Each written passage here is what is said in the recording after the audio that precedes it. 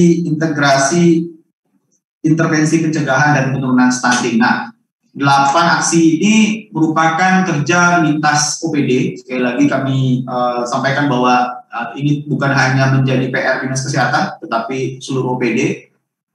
Bapeda itu bertugas untuk melakukan analisis situasi, kemudian rencana kegiatan, kemudian sekretaris daerah melalui asisten pemerintahan dan kesejahteraan rakyat itu bertugas untuk menyelenggarakan rembuk stunting. Kemudian dari dinas sosial bertugas menyusun regulasi berkenaan dengan peraturan bupati tentang peran desa. Tadi kita sama-sama dengarkan bahwa betapa konvergensi stunting ini sangat ditentukan sekali oleh peran kepala desa. Kemudian ada pembinaan dari KPM ya, kelompok pembangunan manusia. Kemudian sistem manajemen data menjadi ranahnya Bapeda, dan pengukuran dan publikasi stunting ini oleh Dinkes. Dan terakhir adalah review kinerja tahunan yang dilakukan bersama-sama antara Bapeda dan sekretariat daerah. Nah, jadi memang stunting sekali lagi bukan hanya soal persoalan gizi saja, tetapi meliputi berbagai aspek di dalam penanganannya.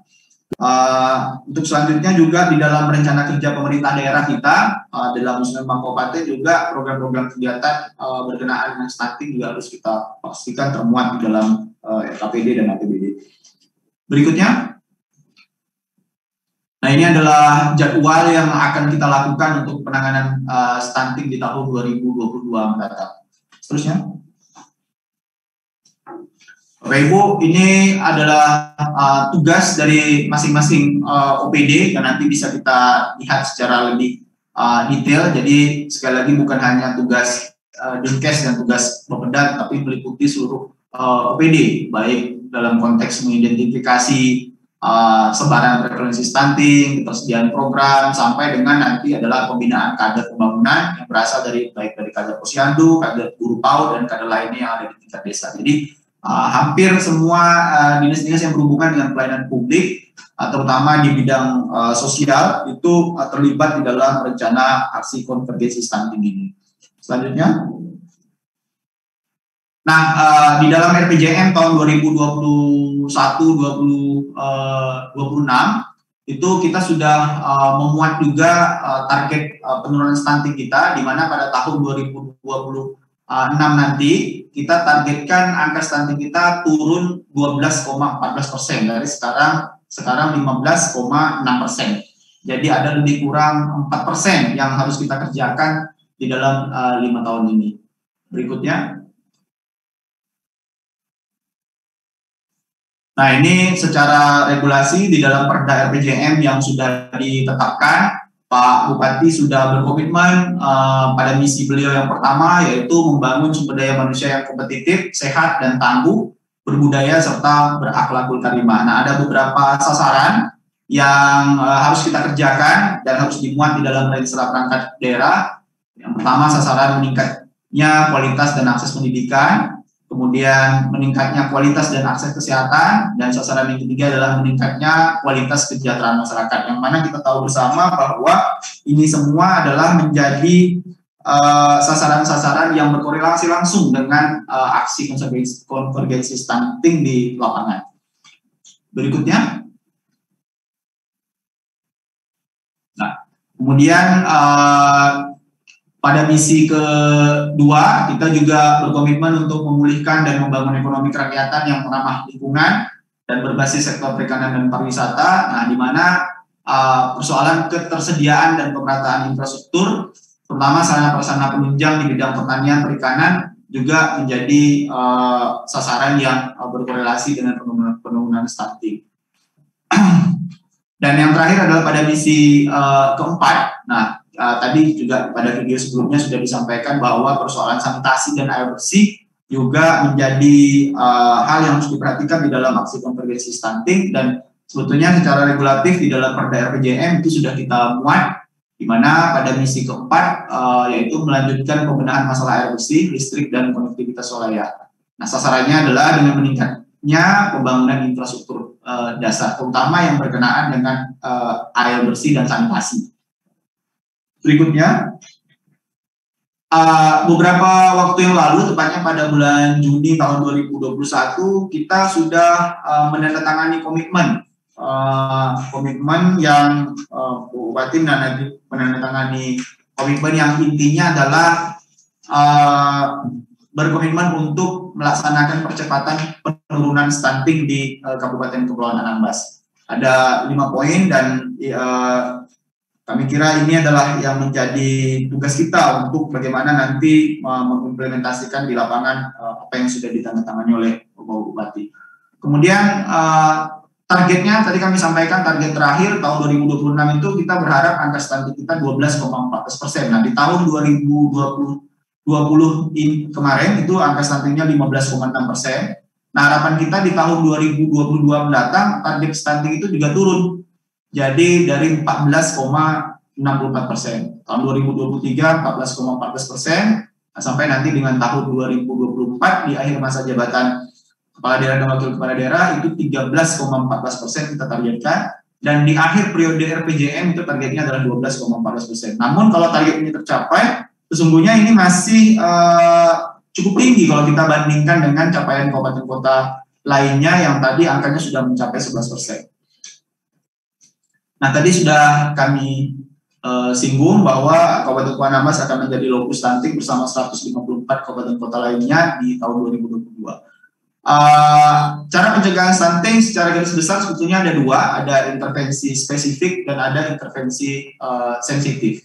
Nah, intervensi spesifik ini kontribusinya lebih kurang 30%. Ini yang meliputi soal gizi, kemudian jangka pendek ya, dan lebih banyak dikerjakan oleh Dinas Kesehatan dan stakeholdernya, di mana Posyandu menjadi garda terdepan di dalam intervensi spesifik ini.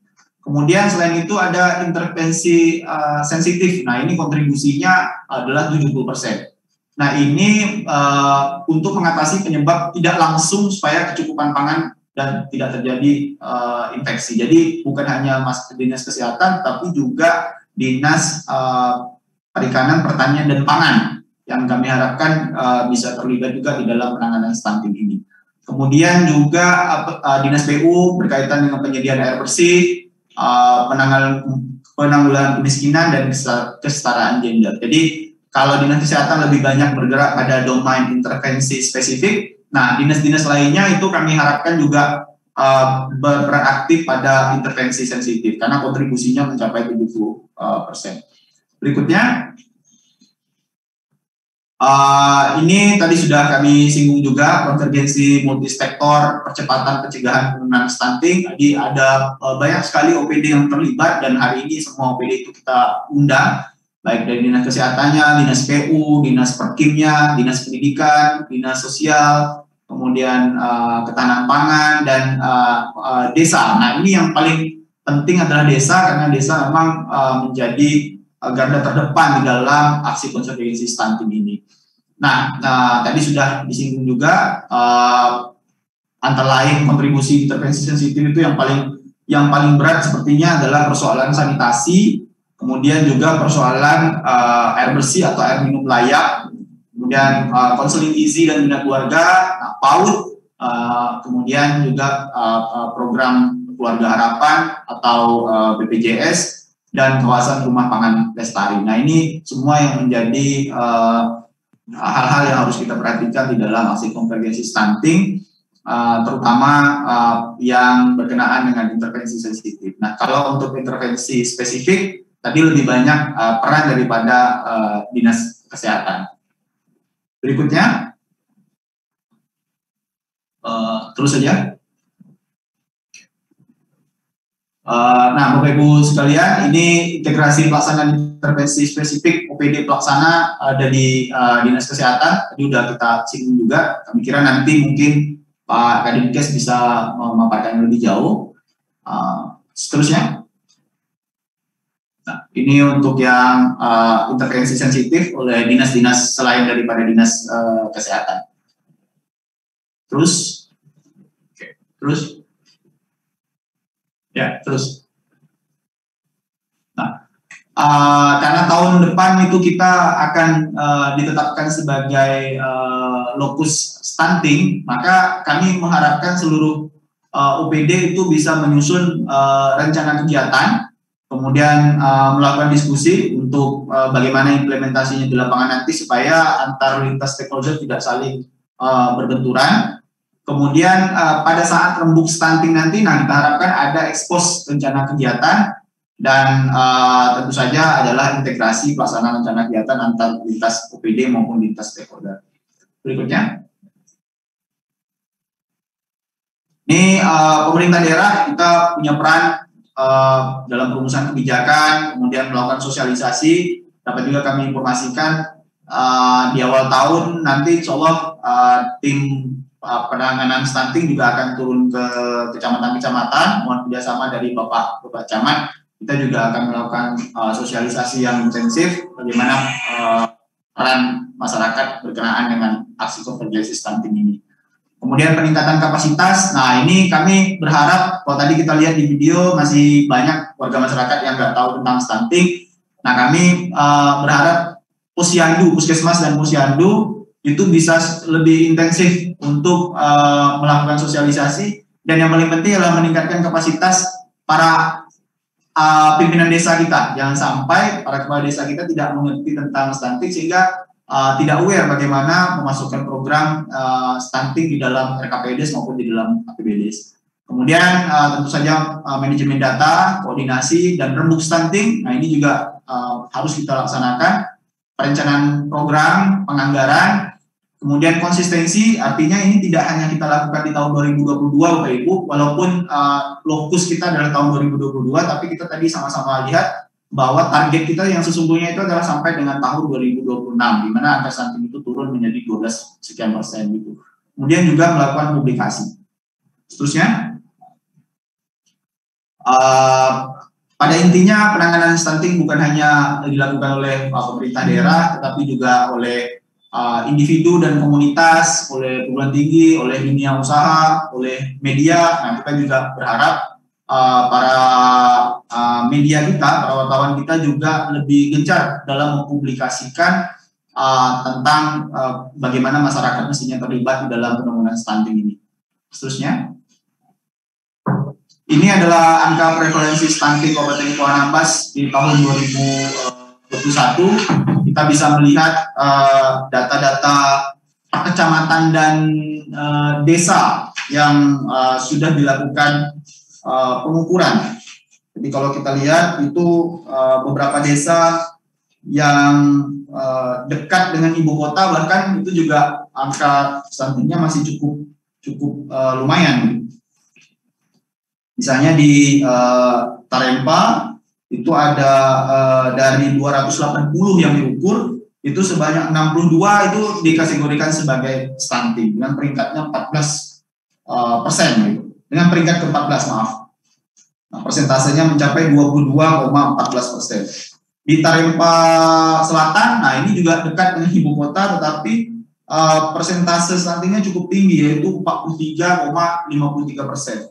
Jadi kita sangat berharap data ini membuktikan bahwa persoalan stunting ternyata bukan hanya menjadi persoalan bagi desa-desa yang jauh dari ibu kota, yang jauh dari pusat-pusat pelayanan pemerintahan dan pelayanan kesehatan, tetapi bahkan desa-desa yang dekat pun itu pengetahuan kita atau referensi kita terhadap aksi konvergensi stunting ini masih sangat rendah. Oleh karena itu kami berharap sekali para camat, terutama para kepala desa dan Bapak Ibu Kepala Puskesmas untuk lebih masif mensosialisasikan persoalan stunting ini supaya masyarakat lebih aware bagaimana menyiapkan masa depan anak-anak kita, terutama di 1000 HPK. Berikutnya, ini ada beberapa kegiatan yang sudah kita laksanakan di tahun 2021, walaupun kita belum menjadi lokus, tapi sejak 2021 kita juga sudah intensif sebetulnya melakukan kegiatan. Kemarin sudah dilakukan sosialisasi awal ya kepada seluruh stakeholder, kemudian bekerja sama dengan perusahaan migas. Kemarin juga ada kegiatan aksi cegah stunting, ada fokus group discussion. Kemudian rencananya ke depan insya Allah akan ada sosialisasi dari sekretariat pelaksana penurunan stunting. Nah, tinggal kegiatan-kegiatan garda terdepan ini juga kami tahu dari Posyandu sudah banyak juga melakukan kegiatan, namun kita berharap dengan berpedoman kepada data yang tadi disajikan, desa-desa yang terutama angka stuntingnya masih tinggi, nah kami berharap itu supaya lebih intensif dilakukan koordinasi dengan puskesmas dan posyandu setempat supaya betul-betul diperhatikan bagaimana perkembangan kondisi ibu hamil dan anak-anak yang 1000 HPK itu, yang 1000 hari pertama kehidupan. Berikutnya.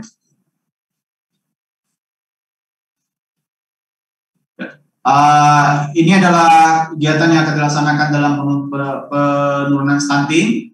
Tadi desanya ditetapkan, kemudian dirumuskan program, dilakukan finalisasi, lakukan rembuk stunting, kemudian nanti pembinaan kadar pembangunan manusia, dan terakhir adalah manajemen data dan evaluasi kinerja. Seterusnya, terakhir. Ya, kami kira demikian yang bisa kami sampaikan untuk sebagai bahan referensi kita berdiskusi nanti. Untuk selanjutnya kami mohon izin lagi kepada Bapak Bupati, kami persilakan kepada Pak Kadis Dinas Kesehatan, Pak Eri, untuk memaparkan berkenaan dengan penurunan stunting ini, terutama yang berkaitan dengan intervensi spesifik. Pada Pak Kadis Dinkes, silakan.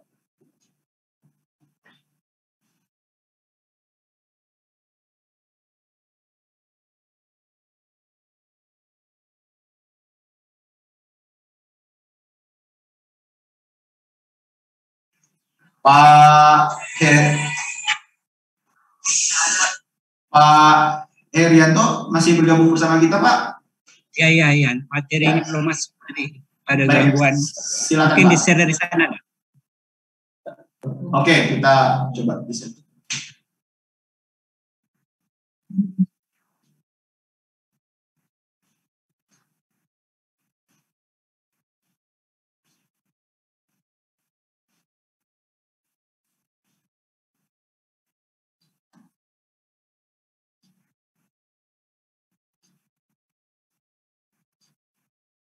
Suaranya, Pak.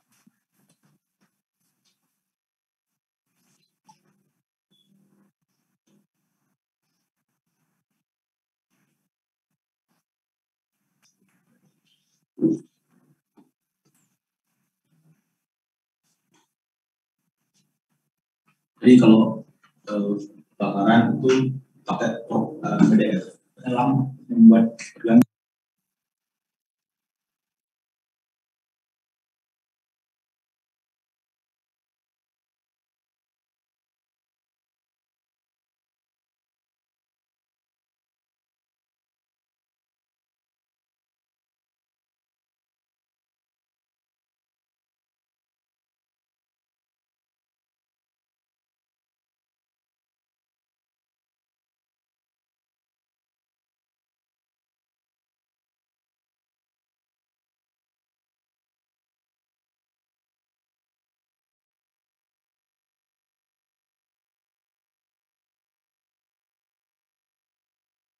Assalamualaikum warahmatullahi wabarakatuh. Waalaikumsalam warahmatullahi wabarakatuh. Yang saya hormati Bapak Bupati, Pak Nabas, Bapak Wakil Bupati, kami hormati Bapak Sekda, Bapak Kepala OPD yang terhadir, kemudian camat, kepala desa, kemudian kader-kader Posyandu dan seluruh peserta yang ikut Zoom meeting pada pagi hari ini. Izinkan kami menyampaikan sedikit paparan Pak Bupati terkait stunting.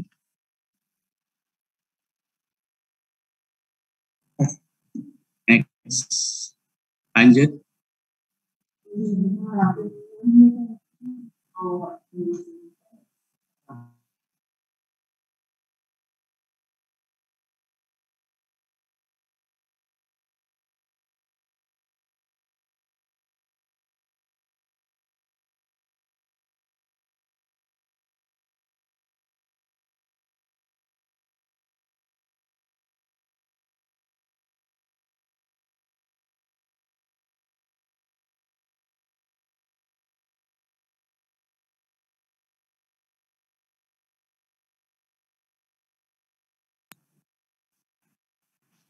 Silakan Pak.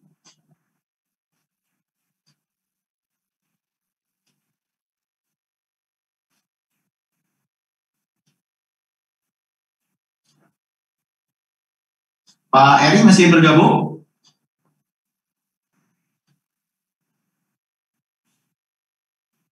Pak Eri? Pak Kadis Dinkes masih bersama kita, Pak?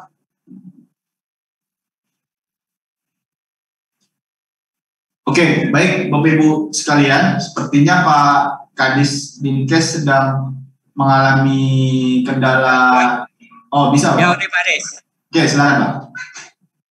Ya, baik. Kami menyampaikan data 2020 dulu, sebagaimana di dalam aplikasi pencatatan pelaporan berbasis masyarakat, di mana pada tahun 2020 itu Kabupaten Ambas yang Bali ditimbang itu 2.727 dengan stuntingnya 424, presentasinya 15,64%. Lanjut Pak. Kemudian prevalensi balita tahun 2021 per Oktober 2021 sebagaimana kita lihat di monitor ini 3.505 sasaran, kemudian balita yang diukur 2006, stunting 189 dengan presentase 9,4%. Nah, dari gambaran tersebut, Siantan Tengah yang tertinggi yaitu 14,28%. Lanjut.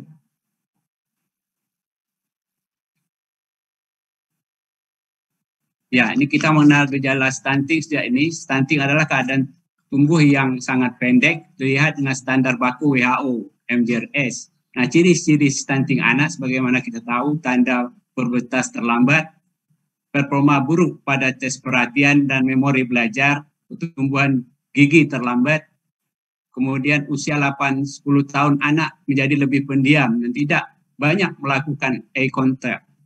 Kemudian pertumbuhan melambat, selanjutnya wajah tampak lebih muda dari usianya. Lanjut.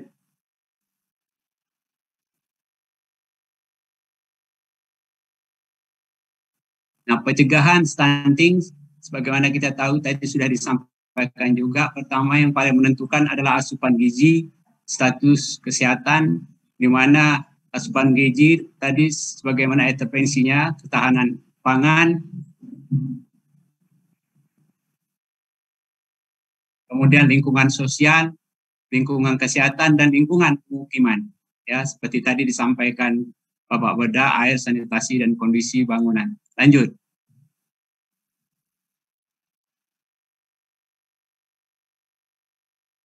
Nah, dampak jangka pendek dan jangka panjang akibat gangguan gizi pada 1000 hari kelahiran, di mana jangka pendeknya perkembangan otak dan pertumbuhan, ya, adalah intrauterine growth restriction atau UGR. Ini adalah kondisi ketika pertumbuhan janin di dalam kandungan terhambat.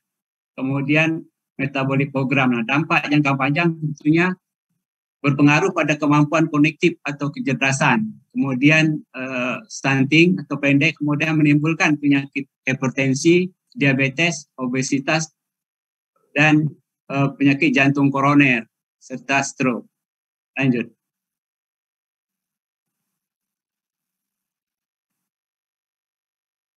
Nah, pada 1000 hari pertama kehidupan, dampak stunting tadi pertama mudah sakit, kemudian fungsi tubuh tidak seimbang, kemampuan kognitif berkurang, saat tua berisiko terkena penyakit berhubungan dengan pola makan, kemudian postur tubuh tak maksimal saat dewasa.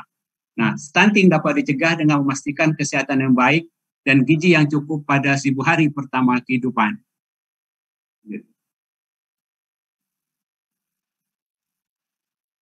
Lanjut. Nah, kemudian status remaja, memang kalau kita permulaannya memang dari remaja untuk menangani stunting ini. Karena apa? Karena dari sinilah kita memberi pengetahuan kepada remaja tidak menimbulkan ibu pendek sebelum dan saat hamil. Nah, sebenarnya sebelum pernikahan juga itu 3 bulan sebelum menikah itu layaknya calon ini harus diperiksa kesehatannya, terutama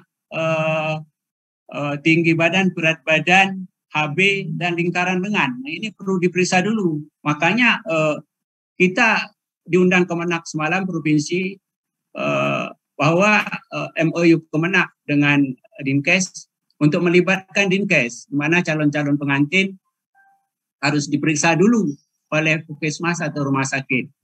Nah, inilah yang langkah awalnya. Kemudian pertambahan berat badan selama kehamilan sangat penting untuk mendukung pertumbuhan dan perkembangan janin. Lanjut.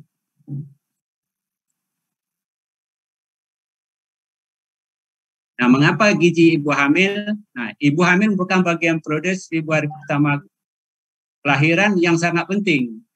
Hambatan pertumbuhan dan perkembangan yang terjadi pada usia 1000 hari kehidupan, yaitu 270 hari di dalam kandungan sampai anak berusia 2 tahun atau 730 hari, mengakibatkan implikasi jangka panjang terhadap kemampuan kognitif, risiko penyakit tidak menular, dan tinggi badan.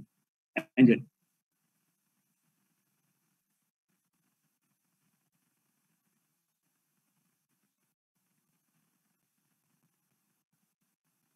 Nah, ini adalah jendela fisik perkembangan sebagaimana tadi disampaikan, dari janin dari usia 3, ya, 4, 5, 6, seterusnya sampai 2 tahun. Ini yang gambaran yang dari harus memberi asupan gizi sehingga pertumbuhannya ketika di dalam kandungan akan lebih sehat.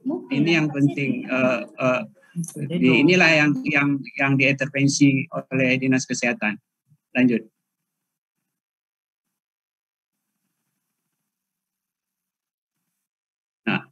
Upaya percepatan proses stunting tadi sudah disampaikan, intervensi spesifik dan intervensi sensitif. Untuk ranahnya Dinas Kesehatan dan seluruh UPT dan Posyandu, ini khususnya adalah tadi sudah disampaikan, saya tidak perlu jelaskan kembali karena sudah disampaikan Kepala Bapeda. Lanjut.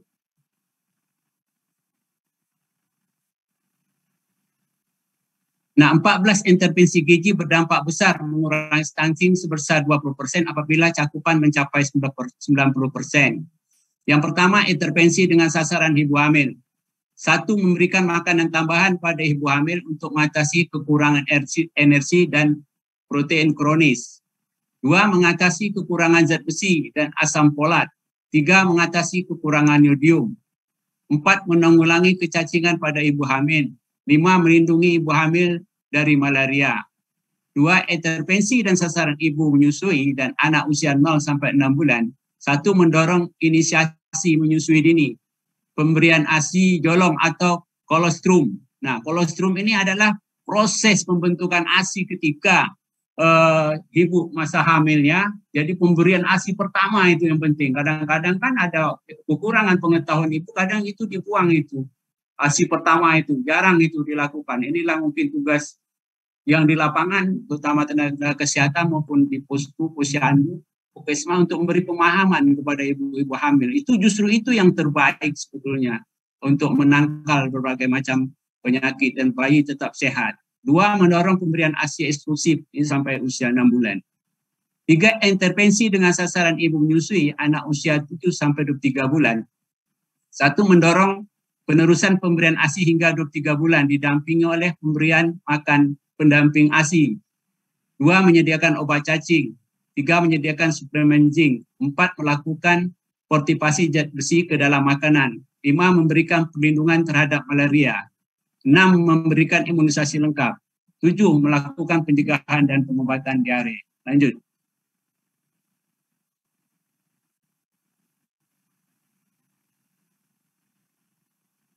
Nah, stunting bisa dicegah dengan memastikan kesehatan yang baik dan gizi yang cukup pada 1000 hari pertama kehidupan, di mana pertumbuhan otak, bangun tinggi badan. Nah, ini butuh gizi mikro dan protein. Kemudian butuh kalori untuk membangun berat badan potensial. Nah, pertumbuhan bayi dan anak untuk mencapai tinggi dan berat badan optimal. Nah, dibutuhkan seluruh gizi mikro dan makro secara seimbang diperoleh dari menyusui secara eksklusif sampai 6 bulan. Ini sampai 6 bulan ini dengan ASI, tidak ada asupan lain dengan makan pendamping ASI. Jadi 1000 hari pertama kehidupan yang optimal, gizi yang tepat, pencegahan penyakit sama dengan tumbuh kembang optimal dan mencegah stunting. Lanjut.